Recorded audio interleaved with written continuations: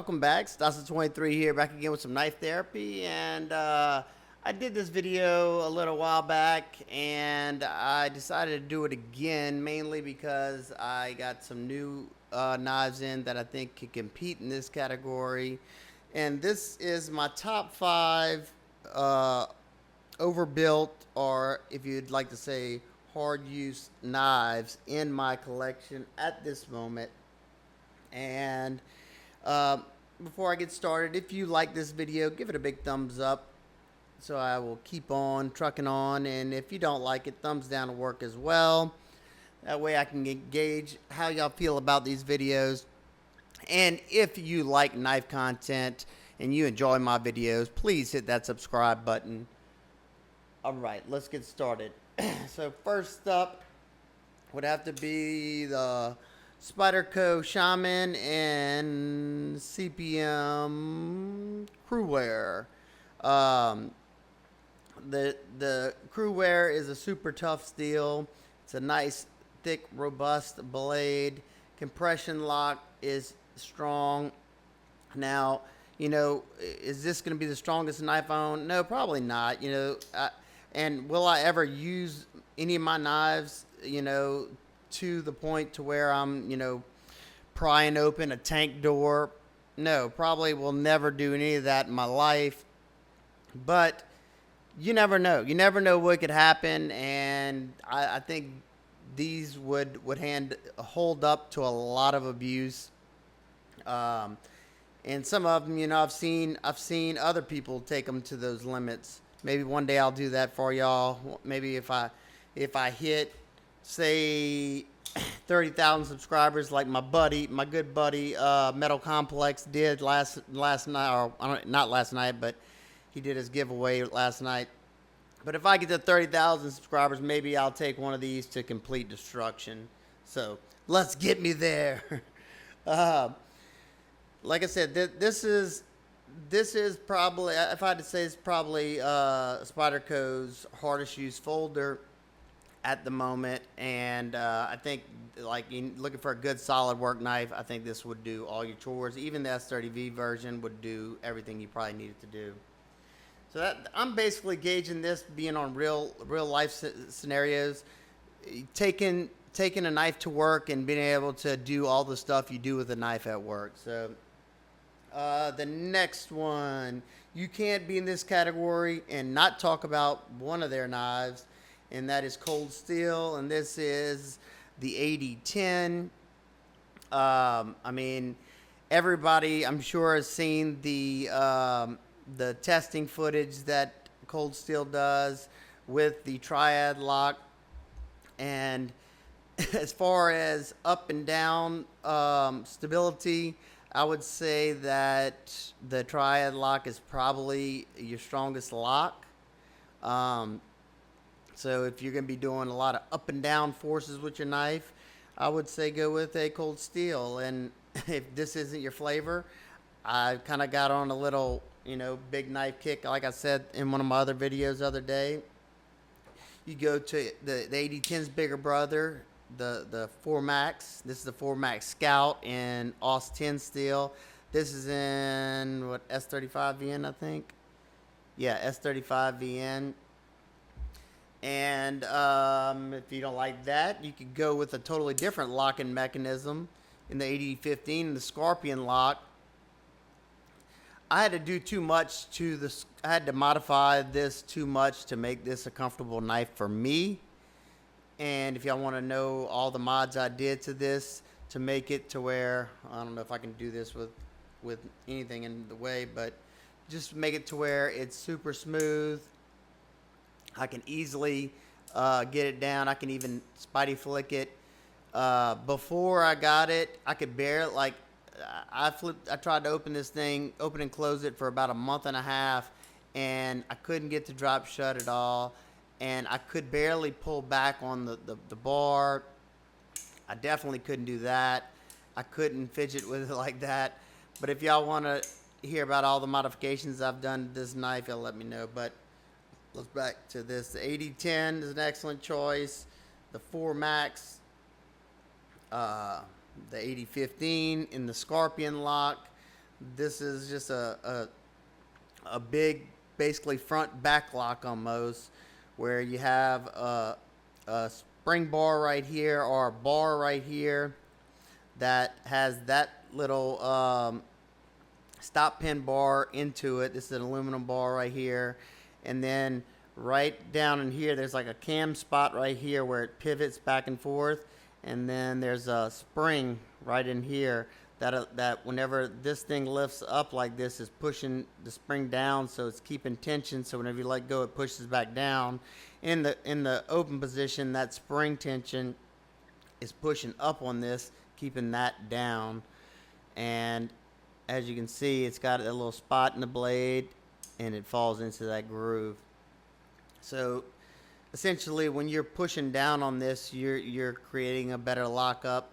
But I don't know. I've never tried to test any of these. I have tested a 4 Max. If you haven't seen my 4 Max testing video, go check it out. It's probably one of my most viewed videos. It was the regular 20 CV and G10. This one's FRN. And also another, you could try the Recon 1 if you want a lighter weight one. This one, I think, this one's the lightest weight of the bunch for the big old ones. S35 VN and all G10 with no liners. So lightweight aspect of it. And then this one I bought, like, I mean, you know, this one's funny. It's a funny, it's just one that kind of puts a smile on my face, and whenever I want to go thrash on stuff I can. But one more last one, we'll go on to the next one. You got this bad boy, the Raja 2. This thing is a behemoth.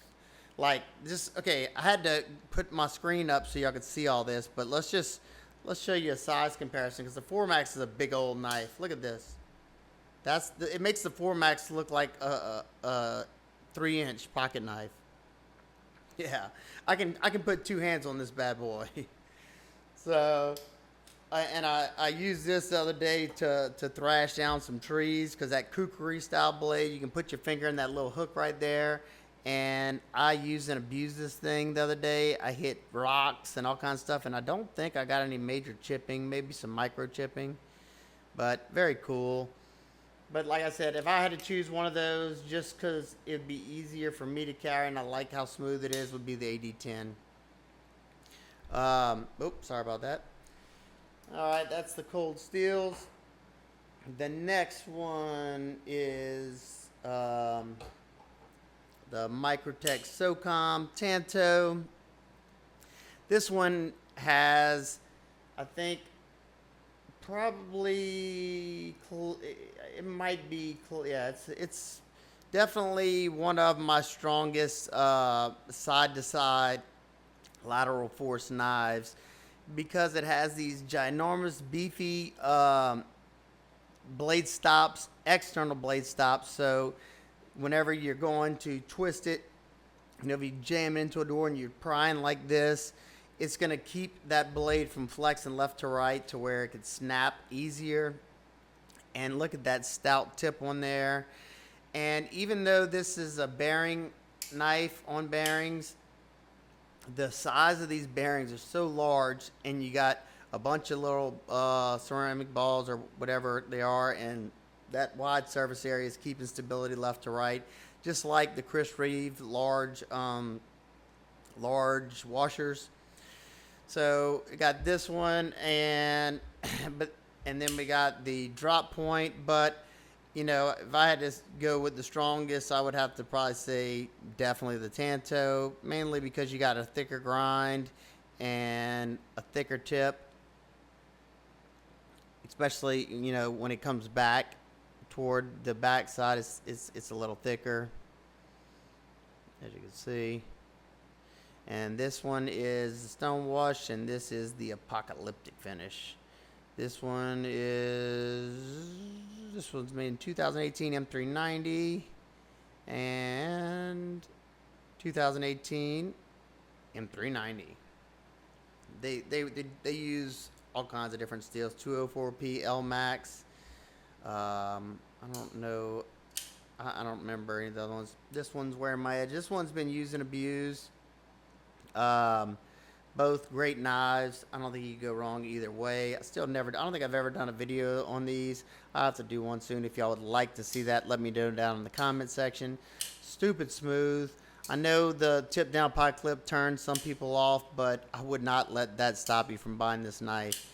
If you like big knives, you definitely need to experience the Socom.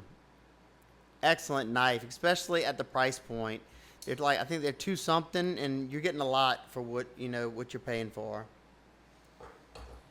All right, two more. We got the Strider SNG, one of the original OG hard use knives. You got those external stop pins that act, those blade stops right here that give you that added side to side rigidity. You got this huge oversized pivot like you had on the Microtech as well. Not as big on the Microtech, but it's pretty behemoth. That's got to be like a T20 or something like that. They use a chain ring bolt. You can see through it right there. It's basically like a hollowed out female's end, and then the big old bolt that comes through it. That is one downside of these. You gotta have a spanner tool to take it apart, and I even have the tool, and mine is like super Loctited. I've tried all the methods I know how to do with the soldering iron and boiling water and all kinds of stuff, and this bad boy is not breaking free. I absolutely love this one, and one of the main reasons why I love this one so much is because it has that thick stock right there, and it is super overbuilt, but it still slices like a dream. Mine's like, I think like 17 thousandths behind the edge. This is the newer M Strider SNGs, and I absolutely love it. Got that MXG gear deep carry clip, and it is in CPM 20 CV, and I love their stone wash. I love that polished stone wash, kind of like the Spyderco Bowie, and now a lot of knives I've seen have this beautiful stone wash. That's my favorite type of stone wash. Hinderer does a good stone wash too. Speaking of Hinderer, my next one is the Hinderer XM18 3.5 inch. Another just super overbuilt in so many ways. You got the external stop pin. You have an oversized pivot that's also like a chain ring. You got to use the spanner tool on this as well. Now the only non-hard use on this is just got standard bearings in there, but if you're planning on using this in a hard use scenario, you can swap it to phosphor bronze or Teflon, whatever you so shall choose. But I would say if you had to choose between the two, go with phosphor bronze, because it's less likely to get stuff in between them. But you have the external stop pins right here, big old beefy ones, and you have you also have a secondary stop pin right there. So you got one, boom, boom, boom. And that acts as the closing stop pin. I don't even know if that actually contacts. Yeah, I guess it does, because they got the thing right here. Yeah. So you have two stops right there. So this thing is definitely going to be locked up solid. Plus, you got this big old beefy lock bar on here. You have the stability. You have a lot of stability right here because you have that big pivot with the external stop pin and that stop pin keeping you from stability in this range. And then your scales have a lot of stability as well, because you got a thick liner right here. You also have a liner, another titanium liner before my aftermarket scale, before the G10 that they come with. Plus, you have three behemoths of barrel spacers that are really keeping those scales from shifting left to right. So those are great locator points and great areas of stability right there. So here's my top five. Let's say the the Tanto Socom, the Cold Steel 8010, Hinderer XM18 3.5 inch. I don't own the XM24, but that would probably trump this. And the Strider SNG, and then the one that made it from Spyderco would be the Shaman. So there you go. What I want to know is if you had to pick one of these knives up here to, you know, I don't know, be your everyday hard use knife for the rest of your life, which one would you choose out of any one of these, or the ones I just showed, all those cold steels? Let me know which one you would choose and why. I love hearing people's explanation, and I always learn new things. You know, I don't know it all. I just like to share information that I've learned over the many years I've been in the knife community and observing in the knife community. So there you go. That's my top 5 hard use knives, or worker knives. If you have any questions, comments, concerns, please leave them down below. If you like this video, like I said, give it a big thumbs up so I know you're enjoying my content. And thumbs down if you hate it. Either way, I'm good. Hope everybody's having an absolute wonderful day, and I'll see you on the next one. Peace.